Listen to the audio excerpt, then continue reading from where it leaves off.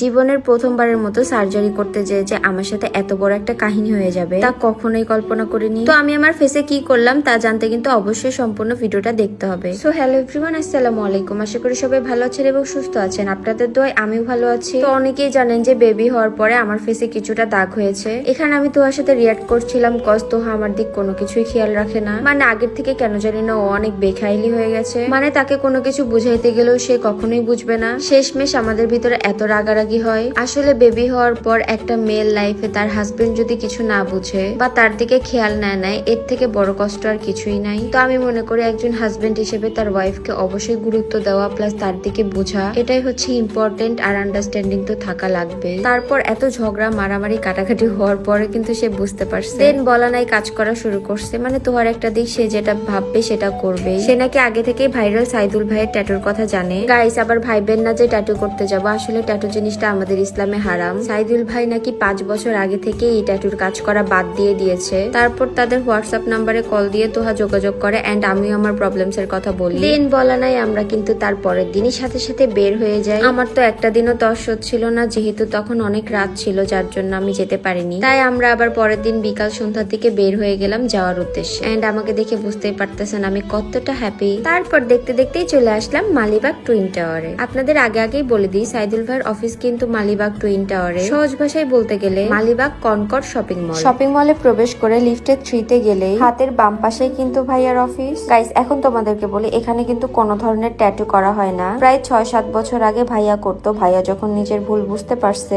তখন সেই নিজ থেকে বাদ দিয়েছে। এখন ট্যাটু রিমুভ করা, মেস্তার দাগ, বিভিন্ন কালো দাগ, শরীরের যে কোনো কালো দাগ রিমুভ করে। দেন এসে আমরা ভাইয়ার জন্য ওয়েট করছিলাম। দেন ভাইয়া আসার পর আমার প্রবলেম গুলো বলে দেন কিছু কথাবার্তা বলে কিন্তু আমরা কাজ শুরু করে দেই। আমার ফেসে যেহেতু মেকআপ করা ছিল, আমি ভুলেই গিয়েছিলাম গাইস যে আমার মেস্তা রিমুভ করব। তাও আমি মেকআপ ইউজ করেছিলাম। যেহেতু অল্প মেকআপ দিয়েছি সেহেতু তাড়াতাড়ি করে আমি মেকআপ গুলো রিমুভ করে ফেললাম। আর এখন যেহেতু আমার মেস্তা অল্প অল্প হয়েছে যার জন্য একটু তাড়াতাড়ি চলে আসে রিমুভ করার জন্য। আবার বেশি হয়ে গেলে একদম বিচ্ছিরি লাগবে দেখতে। তোমরা চাইলে কিন্তু অবশ্যই ভাইয়ার কাছে আসতে পারো। তোমাদের ফেসে যে কোনো দাগ, দেন ট্যাটু রিমুভ থেকে শুরু করে সব করতে পারবা। আমি কিন্তু স্ক্রিনে ভাইয়ের হোয়াটসঅ্যাপ নাম্বার দিয়ে রাখবো, তো অবশ্যই তোমরা যোগাযোগ করবা। এন্ড তোমাদেরকে তো অ্যাড্রেস বলে দিয়েছি, তো অবশ্যই ভিজিট করবা। আর এখানকার মেশিন গুলো খুবই আধুনিক, দেখেই বোঝা যায় খুবই এক্সপেন্সিভ। ভাইয়া নিজেই বলে যে সেই শুধুমাত্র এতগুলো মেশিন এনেছে, তার অত্যাধুনিক কাজের মান অনেক বেশি ভালো। তোমরা আগের ভিডিওতে দেখে মনে করেছিলা যে আমি সার্জারি করছি। আসলে গাইস এটা কোনো ধরনের কোনো সার্জারি না। যেহেতু কিছু মেস্তার দাগ একদম মুখে বসে গিয়েছে, সেই দাগগুলোই আমি রিমুভ করতে চলে এসেছি।